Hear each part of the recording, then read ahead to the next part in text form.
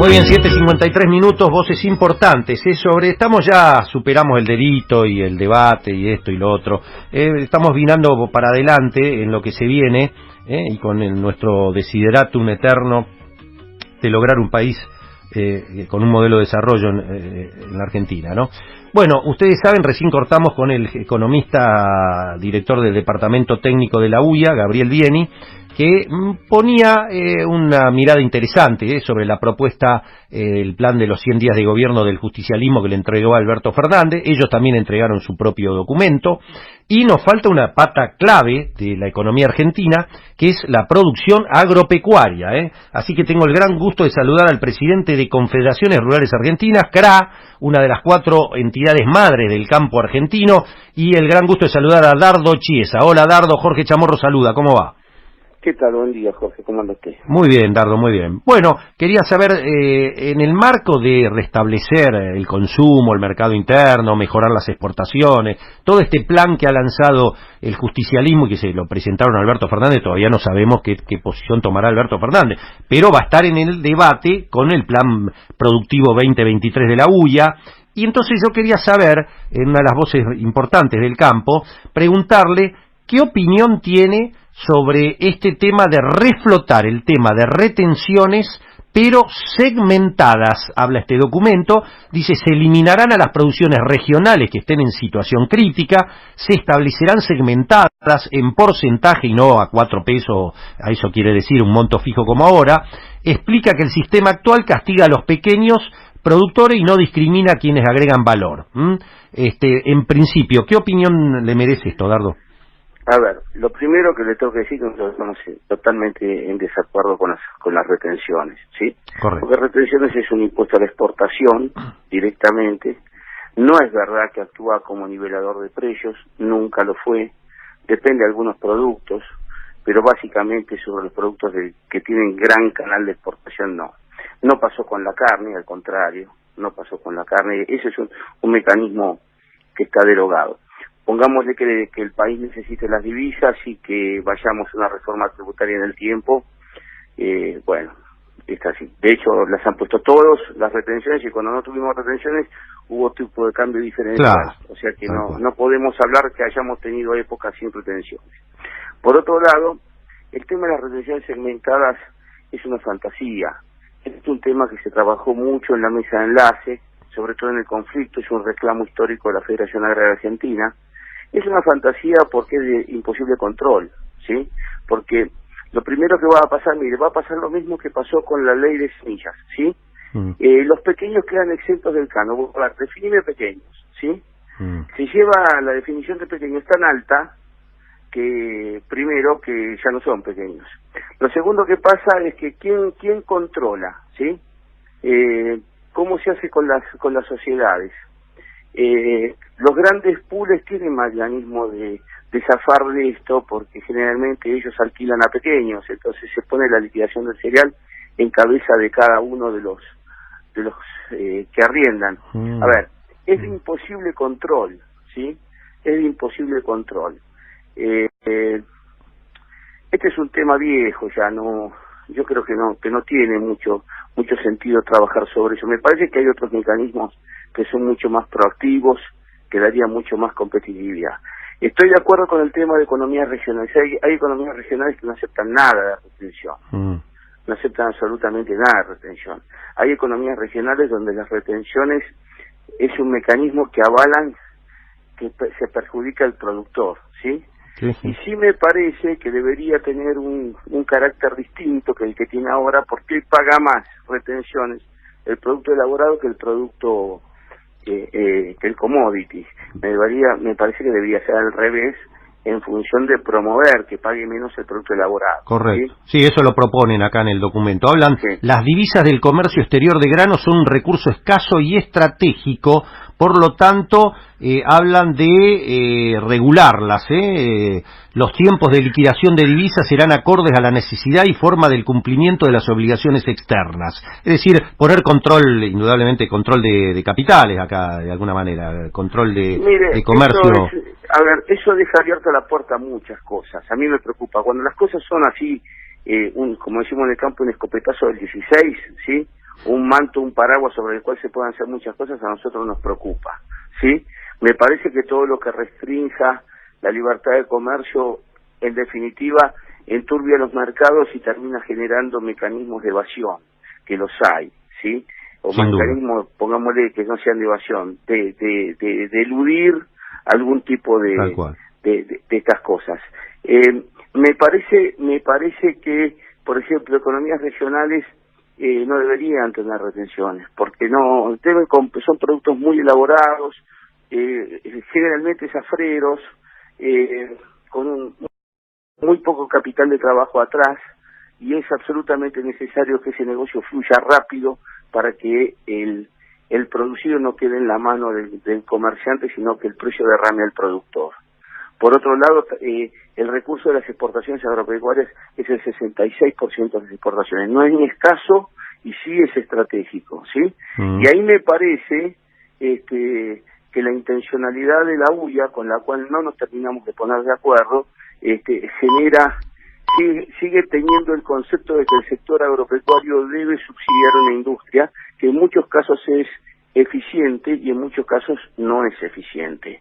Por ejemplo, industria automotriz emblemática en la Argentina, ¿sí? 2.000 millones de dólares, la carne solo son 4.000 millones, pero el balance de la balanza de pago en la industria automotriz es negativa, es decir, que el país se endeuda para fabricar los autos, mientras que la industria de la carne es todo positivo porque prácticamente no hay insumos. Me parece que deberíamos poner industria por industria en la lupa y ver cómo es esto, ¿sí? Porque históricamente el sector agropecuario ha venido subsidiando una industria que en muchos casos es loable, ¿sí?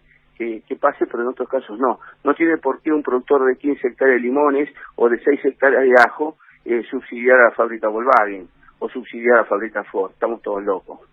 Bien, ¿cuál es la posición de ustedes sobre esta nueva discusión sobre la ley de semillas que está otra vez en el tapete, Dardo? Mire, la ley de semillas, nosotros, todas las 4 entidades, juntamente con la industria, con ASA, que es la Asociación de Semilleros y las empresas, trabajamos 1 año y medio en una mesa de semillas y logramos un consenso, ¿sí? Usted me dice si es lo mejor y quizás que no, pero esta ley es una suerte de manta corta. Cuando usted deja muy contento a uno, o tapa a uno, destapa al otro, con lo cual hay un consenso como para avanzar. Esta ley llegó el año pasado, en el mes de noviembre, diciembre, a diputados, no se tocó porque en ese momento había un paro de aviones, una linda excusa, ¿sí? Para que los diputados no vayan a trabajar, y quedó dando vuelta. Y este año, con la contienda electoral, quedó en la nebulosa. Ese dictamen tiene el apoyo de todos, algunos, debo decirle, algunos puntos no está totalmente de acuerdo la Federación Agraria, no por no coincidir totalmente, sino porque ellos dicen que no leen lo que ellos creen que la ley dice, ¿sí? Eso se cambiaría con una cambio de semántica para que ellos puedan, a ver, si no entendés que dice lo que debe decir, cambiamos la manera de decir que lo diga. Es un tema semántico, no un tema de es un tema semántico y no de fondo, ¿sí? Evidentemente... Pero perdón, la semilla entonces, ¿queda para el que la produce o queda para la patente del agroquímico? No, la semilla queda para el que la produce, pero evidentemente estamos hablando para que se entienda, hay plantas que son autógamas, ¿sí? Como el trigo, como la soja. Correcto. Quiere decir que la semilla que yo produzco este año es igual que la semilla que yo compré. Bien. Entonces, me la puedo quedar, ¿sí? Puedo hacer. Ahora, si cada vez que el productor genera la semilla, se queda, no le paga a la anterior, los desarrollos tecnológicos no se desarrollan y no viene nueva tecnología. Entonces, lo que se conviene es pagar un canon. Ese canon debe ser acotado y por un tiempo determinado, ¿sí? ¿Sin diferenciación del chacarero con el pool de siembra? No tiene nada que ver. Bien. No tiene nada que ver, porque el pool siembra, el chacarero generalmente hace los trabajos, otra cosa. El tema es la propiedad intelectual de la semilla, el desarrollo tecnológico, cómo se paga. Correcto. ¿Sí? En este momento en la Argentina no se paga, se paga en la primera compra, después no se paga más. Esa semilla se puede sembrar 5 o 10 años, ¿sí? Entonces, ese tema entre el productor que no quiere pagar nada y el semillero que te dice, si no me pagás, si yo en un año no amortizo la inversión, si vos no me pagás, yo no puedo desarrollar, de alguna manera es lo que terminamos en agendar en un proyecto que trata de llevar un equilibrio. Bueno, en ese equilibrio, como yo le decía recién, los chicos no pagan, ¿sí? Ahora, cuando definimos productor chico, puede pasar que un productor de 1000 hectáreas quede siendo chico. ¿Y entonces cómo se define eso? Bueno, eso hay que seguirlo discutiendo, no sé si me entiende. Sí, porque es lo mismo que estamos hablando de las retenciones, claro. Exactamente. ¿Cómo segmentamos? El problema es que cuando uno hace una ley que es perfecta, cuando la lleva al terreno es incontrolable. Sí, eso está claro, sí. Ahora, el tema es la innovación tecnológica. Yo lo puedo... estoy pensando en voz alta, Dardo, ¿no? Yo lo puedo pensar en un laboratorio nacional que está haciendo sus petates y, bueno, tenemos que, de alguna manera da valor agregado acá adentro, todo. Ahora que Down, que se fusionó, que adquirió Monsanto, o las grandes, justamente las grandes exportadoras, que son las que quieren entrar en el negocio de la semilla, preocupados si pueden innovar tecnológicamente por lo que pasa en la Argentina, no sé, me parece que estamos cuidando, sin darnos cuenta, estamos haciendo el negocio de ellos, me parece.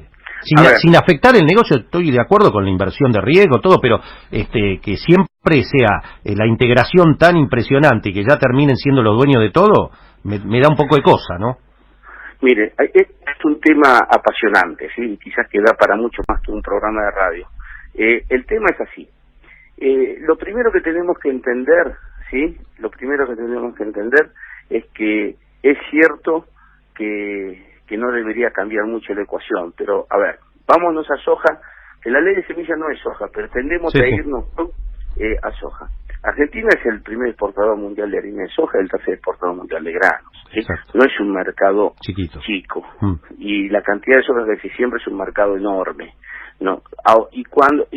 El argumento de las semilleras es, si nosotros en la Argentina hacemos esta concesión, hacemos para no hacer esa concesión en los demás países del mundo en una economía globalizada, ¿sí? Y en otros países del mundo se paga distinto. Bien. El argumento que usted dice es el argumento que asumimos nosotros, que defendemos los productores, no el argumento de las semilleras. Pero tenemos que empezar a buscar algo que forme, porque caso contrario la tecnología no viene. Bien. Segundo punto que hay que tener en cuenta. El INTA generaba un montón de variedades y de mejoramiento genético en trigo, en forrajeras, en maíces. Bueno, a ver, no de esta gestión, tampoco de la gestión anterior. Ya al 2000 el INTA entra desmantelado en este sistema, ¿sí? Prácticamente hoy INTA tiene muy pocas variedades. Le diría que las mayores variedades que tiene son de algodón, cultivos del norte. Pero soja, maíces, trigos, INTA, que antes formaban parte de el abanico de opciones que tenía el productor de la Pampa Húmeda para hacer, hace rato que INTA no tiene, ¿sí? Y esto es importante, ¿sí?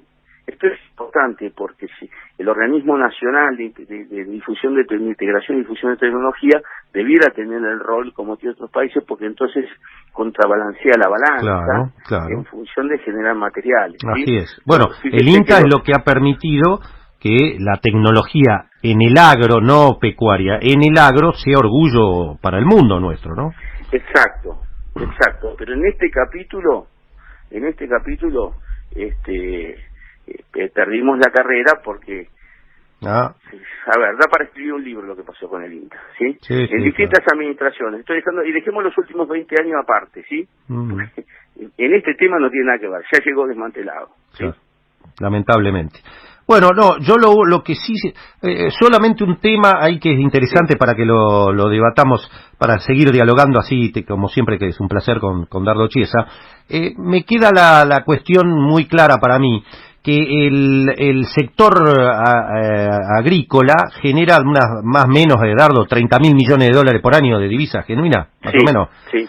Y que eso En un país con todas las problemáticas que tiene en el tejido social, con la pobreza estructural, con todo lo que hay que desarrollar, agregar valor, mejorar la industrialización en el agro, todas cosas que creo que estamos de acuerdo, todo lo que agregar valor a los productos primarios, todo eso que estamos de acuerdo, dejar que los sectores exportadores puedan disponer de eso 1 año, 2 años, de esas divisas y poder liquidarlas en el momento que se les ocurra, cuando les conviene, si saben que se viene una devaluación o forzarla. Me parece que es como el tema, la discusión económica en general. Si yo lo traslado eso a la calle y no pongo semáforos, los únicos que pasan son los camiones. Entonces me parece que ese tema hay que aceptar que merece una discusión seria. Ese es un tema en el que estamos absolutamente de acuerdo, ¿sí? Porque además los grandes exportadores tienen financiamiento internacional, claro, porque lo financian las matrices, ¿sí? Y las matrices se financian a tasas internacionales. Entonces, cuando usted tiene plata barata y mucha, y viene al mercado interno con plata barata y mucha, ¿sí? Hace un desastre. Imposible competir. Y es difícil. Claro. Es difícil.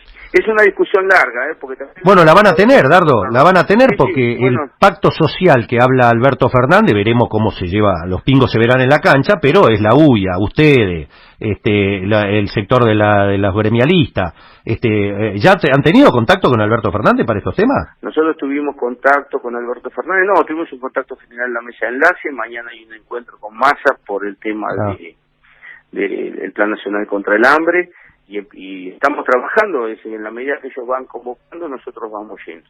Bien. Ahora, lo cierto también, y esto lo sabemos porque, gracias a Dios, no empezamos ayer en estos temas, ¿sí? Uno mira el documento de la UIA y es lo mismo, prácticamente lo mismo que le entregaron a Duhalde en el 2001, ¿sí? Sí. Y los grandes beneficiados fueron los industriales. Y tampoco se refleja en el desarrollo de la industria argentina, ¿sí? La reconversión tecnológica y la reconversión que llevó adelante el sector agropecuario. Me parece que tenemos que balancear un poquito más, porque tenemos mucha agua corrida abajo del puente. Sí. Eso es lo que abre la esperanza, que la experiencia ya dada, todos los choques, los golpes, los idas, las marchas, las contramarchas, ayuden a que ustedes ya están maduros, la política, la empresaria, la gremial, para que esto sea en serio, pues si no... Y ¿sabe lo que tenemos que buscar? Tenemos que buscar que esto derrame. Signifique que genere más puestos de trabajo y que haya salarios dignos, ¿sí? Excelente. Porque si no, tenemos grandes empresarios, ¿sí? Multimillonarios, y tenemos gente trabajando horas extras.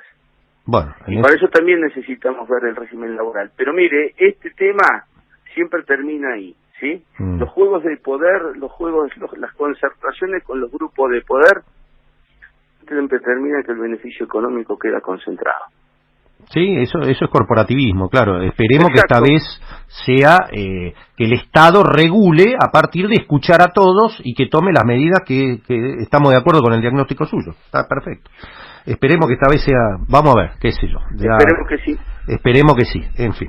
Dardo, un placer como siempre, gracias por haberme atendido. No, hasta luego, hasta siempre. Hasta siempre. Bueno, el presidente de Confederaciones Rurales Argentinas, el titular de una de las entidades más importantes del campo, Dardo Chiesa. Todo esto en este programa que hemos puesto el ojo en una obsesión nuestra, que es un modelo de desarrollo, y que a partir del plan de gobierno de 100 días que el justicialismo le presentó a Alberto Fernández, está el plan que le presentó la Unión Industrial Argentina, están las reuniones que ya hizo Alberto Fernández con una CGT que busca unificarse para tener mejores condiciones en la mesa de diálogo, y falta el campo, que aparentemente mañana se reúne con Massa, pero que por ahora lo que no me di cuenta de preguntar, todavía no hay un documento homogéneo de los 4 entidades, que a veces cuesta ponerse de acuerdo por las grandes diferencias que puede haber entre la sociedad rural y Federación Agraria Argentina, por ejemplo. Pero bueno, veremos cómo madura el gol, si esta vez tenemos algún gol.